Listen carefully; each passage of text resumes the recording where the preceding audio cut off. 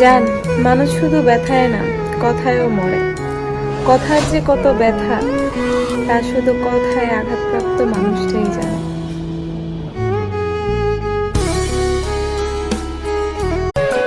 নারীর অভিমান বড্ড কঠিন ভাই। বুঝলে ভালোবাসা বাড়ে, আর না বুঝলে দূরত্ব বাড়ে।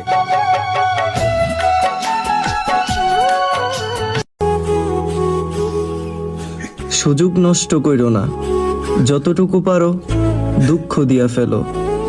আমি না থাকলে আর দুঃখ দিবা কারে বলো।